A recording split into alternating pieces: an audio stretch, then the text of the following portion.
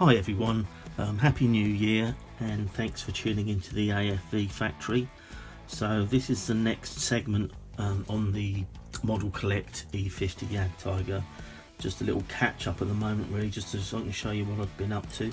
So the fighting compartment is now attached to the upper hull and it went on quite well, better than I thought it was going to actually. It's a little bit of a work needs to be done on that side just to bring that in, and again a tiny bit on that side just so that obviously it needs to be blended in so it appears to be all one piece, and completely remove that line. So what else have I been doing? I don't know if I said this last time, but the PE parts are on there now, engine grills, etc. I've got the C-clamp hooks. I decided to use those front and rear on this tank, so they just needed a little bit of work on them to get them to hang from the shackles, and the same on the front there. So that's done. I've made up these tow cables with some picture hanging wire, so it's nice and soft, you can bend it around. They're just glued into the back there,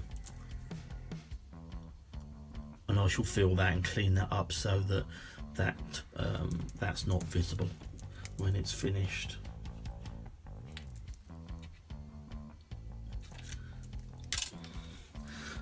Yes, done some more mud guards, the rear ones this time, again with aluminium cut from a Coke can. Bent them and bashed them up a bit, so I was pleased with how they looked. Initially I was going to use the kit parts, but having replaced other bits and pieces, that wasn't really the way to do it. They needed to be all the same medium, so they were all the same sort of thickness, and I could bend them around as much as I wanted to. So yeah, they're just cut out of aluminium cam, and it's so flimsy, easy to work with. These ones, what I tend to do is fold them over, so that's double thickness, and it's still a better scale representation than you would get from using the kit plastic. They just can't get that plastic down to that thinness. So that's done. Moving on to the lower hull. The wheels are just on temporarily. I've held them in place with this is Vallejo liquid mask, but any one will work, and it's just a nice temporary bond. It holds the wheels in place. You can get them off easily, but they're on there firmly enough so that when you get round, or when I get round to doing the tracks, I can leave them like that and get the tracks on, which is much better to do it, I feel, to do it that way. If you've got wobbly wheels, it just can become an absolute nightmare. So getting onto the tracks, I will do a video of them. I was going to do one on this episode, but I've just been having a look. There's the instructions regarding the tracks. Looking at the actual tracks themselves and the corresponding sprue numbers with what's on the instructions, it's not really adding up. The number of track horns on the actual parts are different to what the numbers are shown here on the instructions. So I can see it very easily becoming a big nightmare. So what I'm going to do is I shall do one side first, work out how to do it best and what any of the pitfalls might be, and then the second side I'll do a video on for those that would like to see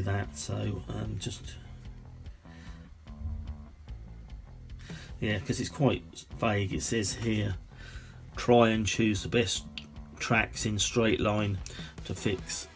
First to fix exhibition, we'll try and choose. That's a bit vague really for me, and when it's down to tracks, you know, if they're going to fit, they're going to fit. If they're not, they're not. So yes, tread cautiously. I'm going to be doing with this initially. The other thing that I mentioned this I think last video, was about the armour plate cut marks that I've done, and I said I was going to research and see, you know, which is what I should have done first, research then do it, not the other way around. Research it and have a look at some photos and see exactly, you know, how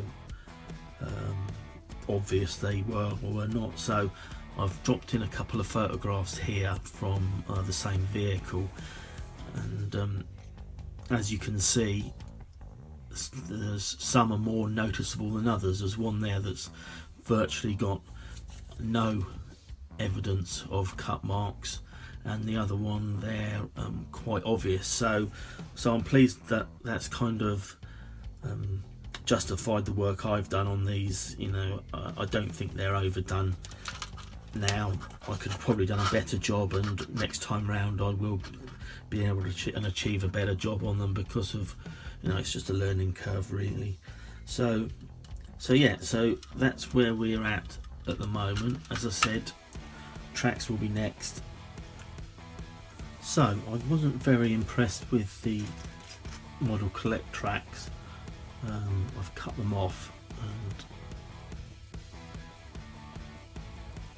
and visually there's nothing wrong with them.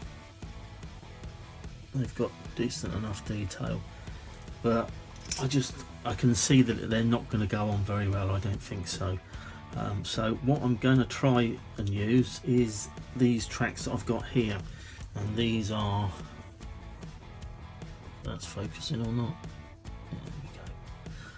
These are Tiger 1 tracks from my Sturm Tiger build, the Ryefield model Sturm Tiger.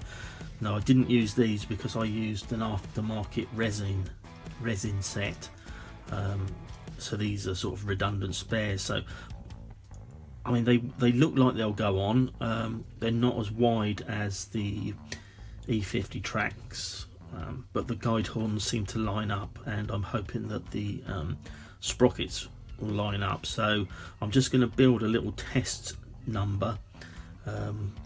They're fully workable, which is nice. So if they do in fact fit, they'll be easy to do. There's a few bits. You've got the track part itself. You've got the guide hook pins, which lock it in place, and very tiny guide horns, which you've got 2 sets of. Now it sounds like quite a nightmare, but it comes with these little jigs, and you get 4 of these, and they just clip in together.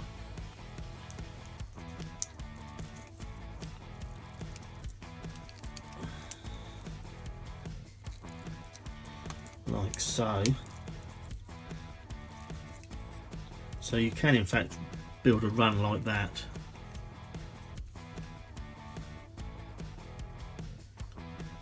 In fairly short time, because these just, here we go, the locating pins just snap out on these tabs, so you just snap that whole part out, and the guide horns, again, you don't cut them away from this sprue gate, you actually cut that little stub off completely, so it gives you something to hold on to.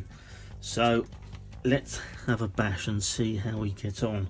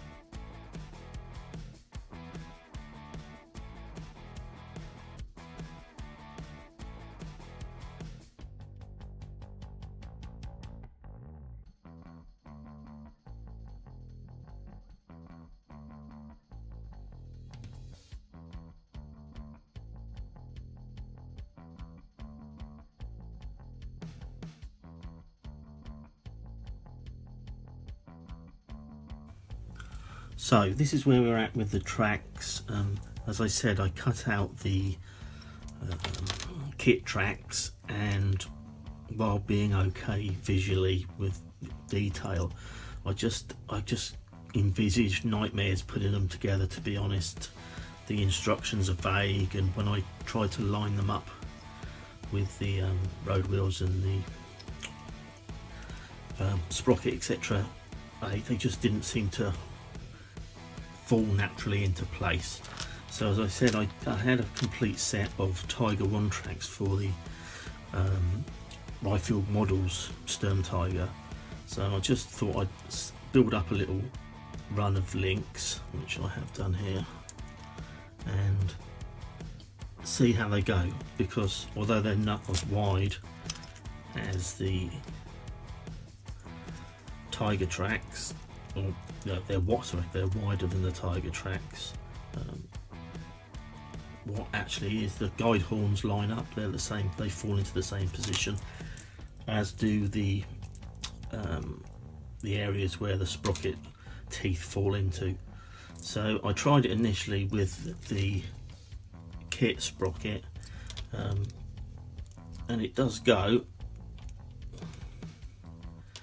but it doesn't want to follow that sprocket round very neatly. So I had some spare sprockets again from the Sturm Tiger, and as you can see, the teeth definition there is different, the shape of the teeth are different, and also the spacing. So I can fit these onto the chassis with a bit of modification. That shouldn't be a problem, but these tracks will fit onto this sprocket, as you can see, perfectly. So I've taken a bit of a gamble because it's 96 links for the Sturm Tiger. The E-50 chassis is a fair bit longer. There are, as usual, there are extra links in the kit, so I'm hoping there's going to be enough, and I'll make these tracks. I won't use the kit link and length tracks, and hopefully these will work out and it'll be a much better job. So I'll leave it there for now. There's a little video of me assembling the tracks. The jig worked quite well. I glued the bits together as I said I was going to, and just stuck it onto this ruler here. Once you get going, it's not too bad. You know, initially you think, oh my god, it's going to take me forever, I'm never going to be able to do this. But yeah, once you get going with them, it should be maybe a couple of hours each side, something like that, and they'll be done. So thanks for tuning in.